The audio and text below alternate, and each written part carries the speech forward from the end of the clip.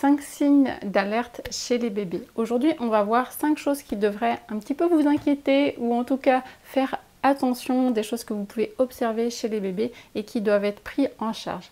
Donc on va parler des bébés qui se jettent en arrière. On va parler de tous ces bébés qui font des choses asymétriques quand ils rampent, quand ils font du quatre pattes. On va parler des bébés qui sont bloqués, qui font l'avion et qui n'arrivent plus à rien faire. On va parler des bébés qui font des plateaux dans leur progression. Ils restent tout le temps des semaines et des semaines à la même étape et ils n'arrivent pas à franchir l'étape d'après.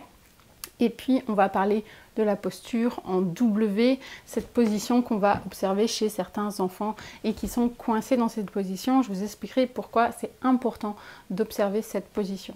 Je suis Capucine, ostéopathe spécialisée dans le développement moteur des bébés et bienvenue dans cette vidéo. Donc ces bébés qui se jettent en arrière, vous avez peut-être déjà observé ou vous avez eu des enfants qui font ça, vous les prenez dans les bras et hop, ils se jettent en arrière, souvent c'est accompagné de pleurs et vous ne savez pas trop quoi en faire. Et souvent on essaie de retenir la tête, de les enrouler, mais plus on les enroule, plus ils se jettent en arrière. Et donc on a l'impression que c'est un combat avec ces bébés parce qu'on voit qu'ils sont inconfortables et on ne sait pas quoi en faire parce qu'ils ne sont pas bien, ils pleurent, ils se jettent. D'ailleurs, j'ai fait une vidéo complète sur le sujet parce que c'est vraiment important, mais je vais vous donner 2-3 clés dans cette vidéo-là pour comprendre un petit peu pourquoi on peut avoir ces bébés qui se jettent en arrière.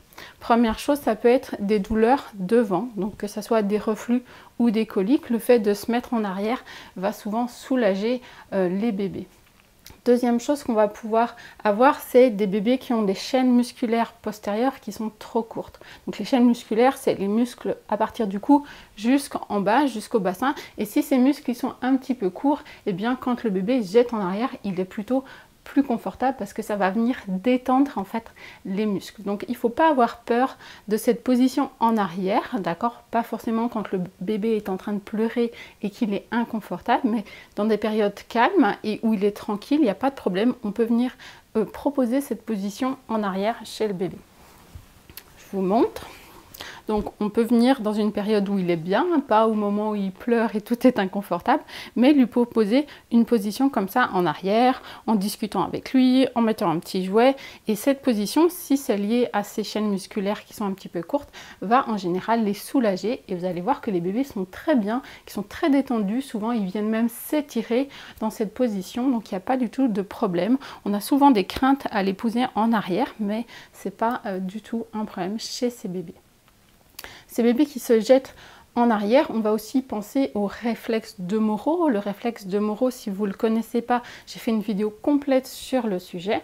C'est un réflexe quand la tête part en arrière, on va avoir ce mouvement avec une inspiration, d'accord? C'est un réflexe de peur qui est naturel et normal chez un bébé, puis progressivement va disparaître. Si vous êtes intéressé par les réflexes archaïques, j'ai fait une conférence complète pour vous expliquer c'est quoi les réflexes archaïques, à quoi ça sert chez le bébé, à quoi ça sert chez les enfants plus grands. C'est gratuit, vous pouvez la retrouver juste en dessous de cette vidéo.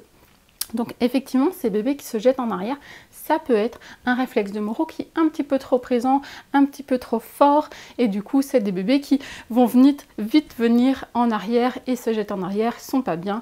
Donc ça peut être aussi ce réflexe de Moro.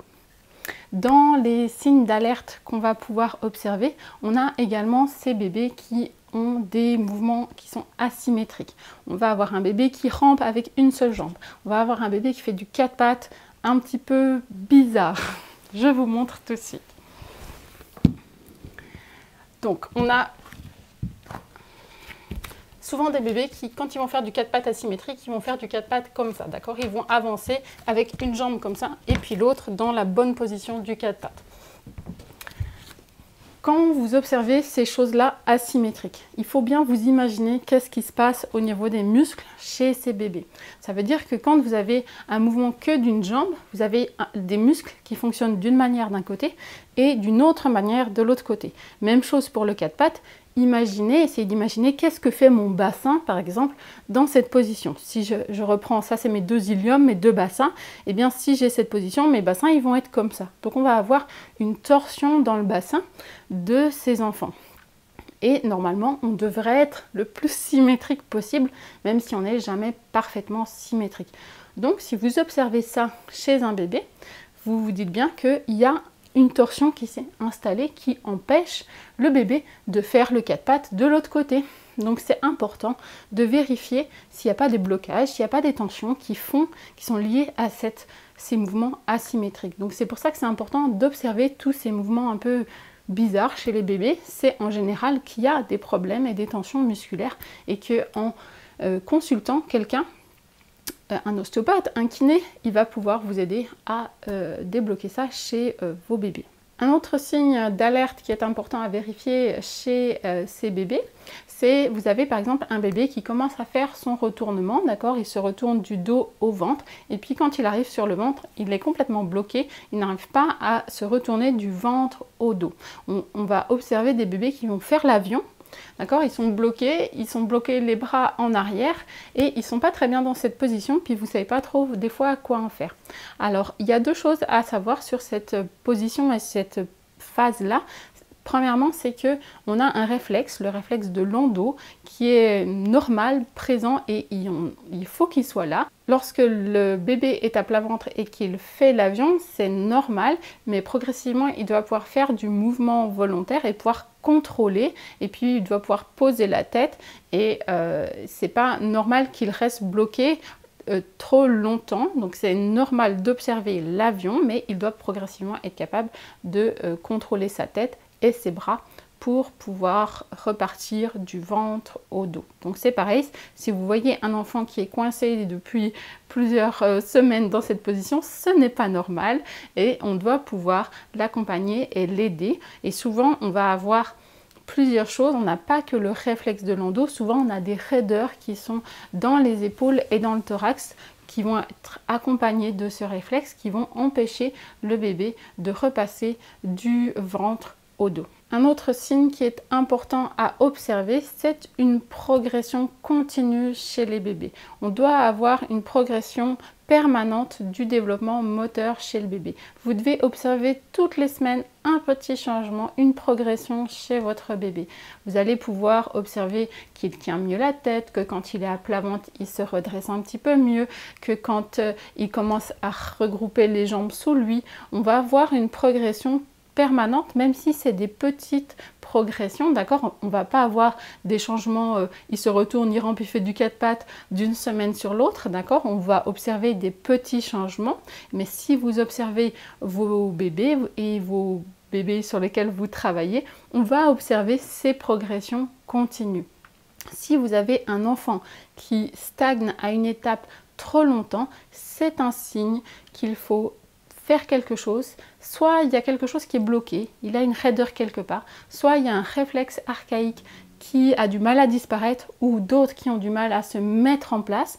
Il faut savoir que les réflexes archaïques, ils sont essentiels pour le développement moteur du bébé, ils vont être présents pour le soutenir dans son développement moteur et on sait qu'à chaque étape, on a toute une série de réflexes qui sont là en soutien du développement moteur et on a des réflexes qui doivent arriver, d'autres qui doivent disparaître. Donc c'est vraiment quelque chose de passionnant mais très complexe et qui peut expliquer pourquoi certains bébés ils ont du mal à franchir certaines étapes du développement moteur. Si c'est quelque chose qui vous intéresse, les réflexes archaïques et comprendre comment on peut les utiliser chez les bébés et comprendre aussi comment ça impacte les enfants plus grands, j'ai préparé pour vous une conférence complète, vous pouvez la retrouver juste en dessous, c'est gratuit. Je vous encourage vraiment à la regarder, ça vous permettra de comprendre vraiment à quoi servent ces réflexes archaïques. Une dernière chose qu'on peut observer chez les bébés qui n'est pas normale, c'est la posture en W. Bon, donc là, on est un petit peu plus tard, une fois que l'enfant s'est assis, on va avoir des fois des enfants qui vont s'installer dans cette position et qui jouent dans cette position. Alors déjà, ce qu'il faut comprendre, c'est que cette position, ça va faire un hyper appui sur les genoux et cette position, elle est vraiment liée à un problème de réflexe archaïque. On a deux réflexes qui sont en cause dans cette position. On a le réflexe tonique labyrinthique et on a le réflexe tonique symétrique du cou.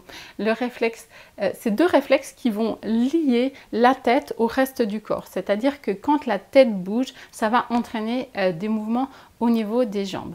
c'est des réflexes qui doivent disparaître, d'accord? Ils ne doivent plus être présents à terme. Et quand ils persistent, ça va perturber le mouvement du bébé. Ça veut dire qu'à chaque fois qu'il veut bouger la tête pour aller chercher un jouet, ça va faire des mouvements parasites au niveau des jambes. Donc, pour pouvoir jouer tranquillement, c'est des enfants qui vont isoler les jambes. Et quand on fait cette posture en W, ça va verrouiller le bas du corps pour qu'il arrête de bouger et que l'enfant puisse bouger ses mains, bouger sa tête sans que le reste du corps bouge. Mais ce qu'il faut comprendre, c'est que c'est pas normal, d'accord? On doit avoir progressivement une dissociation de la tête et du reste du corps. Et c'est souvent des enfants qui n'ont pas fait le développement moteur dans le bon sens. Donc, ils n'ont pas permis à leur réflexe de s'intégrer correctement. Si vous observez ces postures en W, c'est important de modifier la position chez le bébé, mais aussi de consulter pour pouvoir permettre à ces réflexes de s'intégrer. Donc, la première chose que vous pouvez faire, c'est déjà dégager une des deux jambes chez le bébé parce que la posture W qui est asymétrique ne pose pas de problème. Je vous montre. Si votre enfant est dans cette position, ce n'est pas du tout un problème parce que la pression sur les genoux, elle est complètement différente dans cette position et c'est la position naturelle que l'enfant va prendre quand il revient du quatre pattes pour pouvoir s'asseoir. Je vous montre. Depuis là, depuis cette position quatre pattes, si l'enfant doit s'asseoir, il va venir s'asseoir sur un assis asymétrique et c'est cette position-là qui est normale. Donc si vous avez ces enfants en W, vous dégagez une des deux jambes pour retrouver cette position asymétrique.